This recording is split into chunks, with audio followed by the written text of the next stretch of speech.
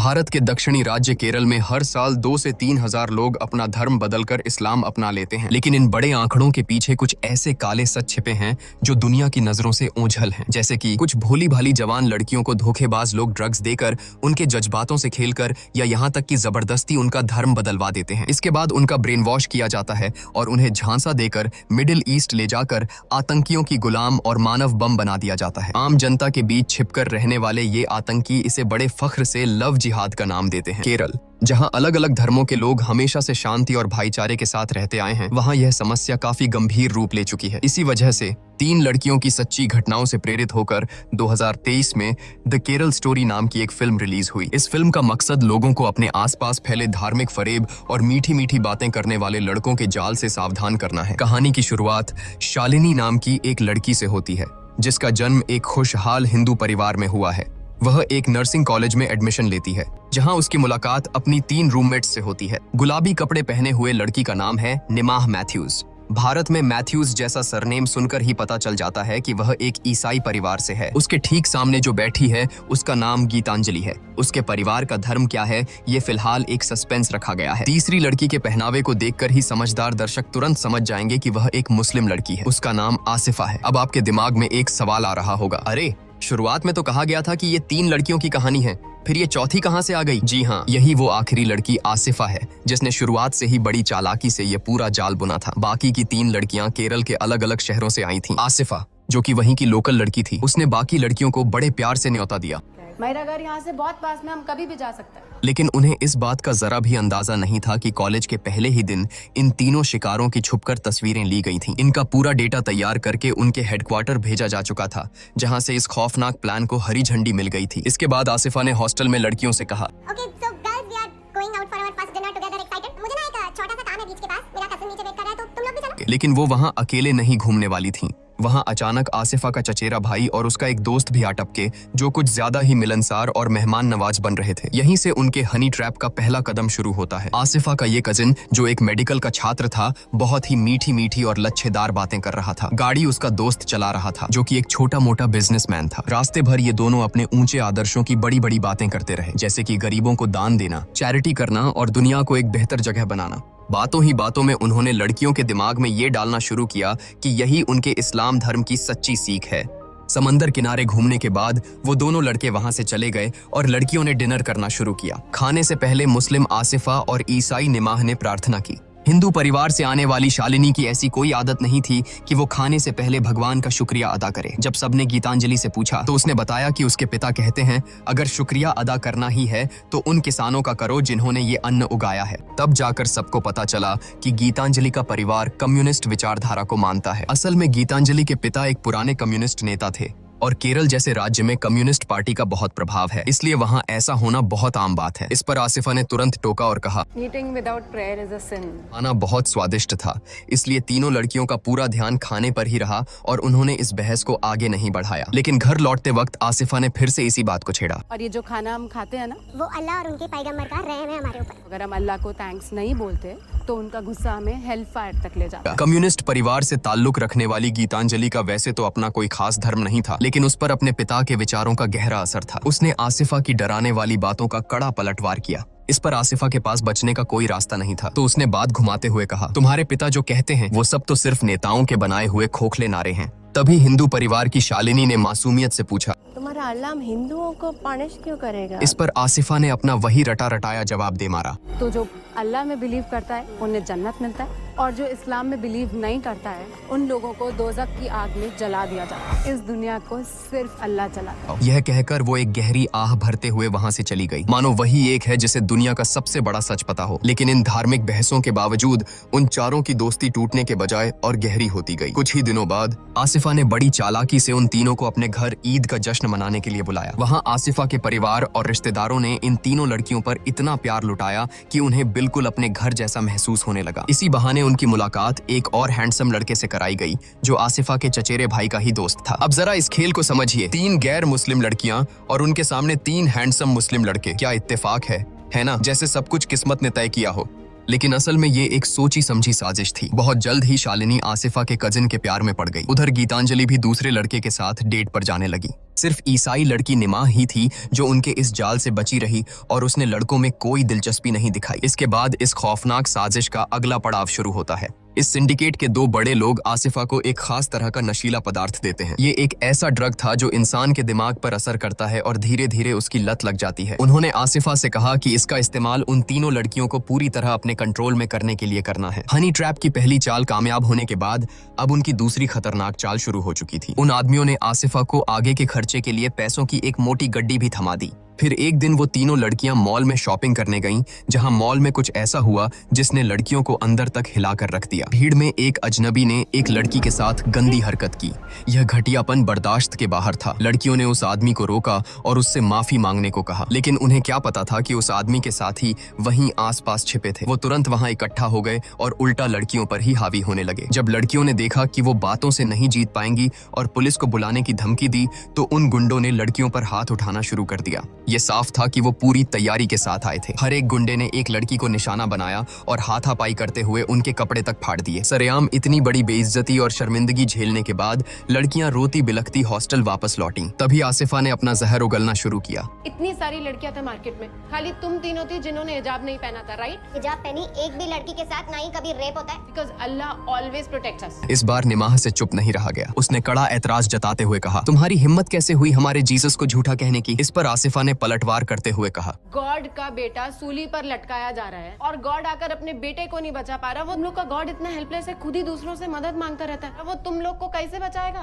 उन बेचारी तीनों लड़कियों को सपने में भी अंदाजा नहीं था कि मॉल में जिन गुंडों ने उनके साथ बदतमीजी की थी, उन्हें किसी और ने नहीं बल्कि उनकी इसी मासूम रूममेट आसिफा ने भेजा था। इसके बाद आसिफा ने एक और चाल चली। उसने लड़कियों को सांत्वना देने और गुंडों के खिलाफ गुस्सा दिखाने के बहाने अपने कजिन और उसके दोस्त को हॉस्टल बुला लिया। आसिफा का कजिन, जो कि मेडिकल का छात्र था, अपने साथ पहले से तैयार की हुई एक खास दवा लाया। उसने लड़कियों से कहा, ये गोलियां खा लो, इससे तुम्हारी घबराहट कम होगी और तुम डिप्रेशन में नहीं जाओगी। शालिनी और गीतांजलि उस धोखेबाज की बातों में आ गईं और उन्होंने वो दिमाग को काबू करने वाली दवा खा ली। उस दवा के असर में वो इतनी आ गई थीं कि बहुत जल्द ही उन्हें अपना पहनावा बदलने और हिजाब पहनने के लिए राजी कर लिया गया। आसिफा उन्हें लगातार वो गोलियां देती रही, जिससे उन्हें एक झूठी और अजीब सी खुशी का एहसास होता था। और जैसा कि प्लान था, लड़कियां धीरे धीरे अपने असली गम भूल गईं। उन्हें लगा जैसे उन्हें एक नई जिंदगी मिल गई है और वो पूरी तरह से प्यार के नाम पर बिछाए गए इस खौफनाक जाल में फंसती चली गई। सिर्फ ईसाई लड़की निमाह अब भी बची हुई थी। उसे न तो उन लड़कों में कोई दिलचस्पी थी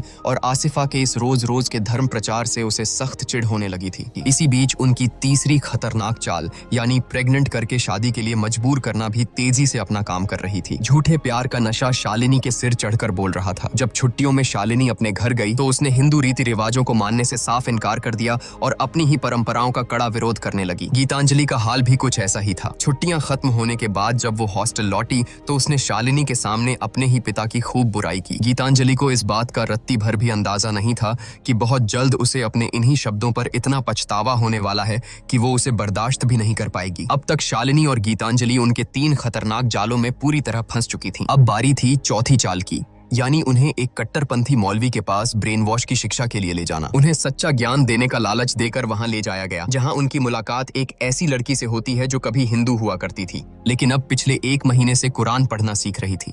उसके साथ उसी बैच में कुल 48 और लड़कियां भी आई थीं, जिनमें से कुछ हिंदू थीं तो कुछ ईसाई। इत्तेफाक से उन सभी ने किसी न किसी हैंडसम मुस्लिम लड़के से प्यार किया था और उसी प्यार की खातिर अपना घर बार और माता पिता को छोड़कर इस्लाम कबूल कर लिया था। शालिनी और गीतांजलि को इस बात का जरा भी एहसास नहीं हुआ कि इतने सारे इत्तेफाकों के पीछे कितनी खौफनाक साजिश रची जा रही है। उल्टा उन्हें तो उन लड़कियों के लिए बुरा लग रहा था कि कैसे धर्म और समाज उनके सच्चे प्यार के बीच दीवार बन रहे हैं। तभी अचानक शालिनी की तबीयत बिगड़ने लगी। जब वो अस्पताल जांच के लिए गई तो पता चला कि वो प्रेग्नेंट है। जब उसने ये बात आसिफा के कजिन को बताई तो उसका जवाब सुनकर शालिनी के पैरों तले जमीन खिसक गई। उसने साफ मुकरते हुए कहा, मैं नहीं मान सकता।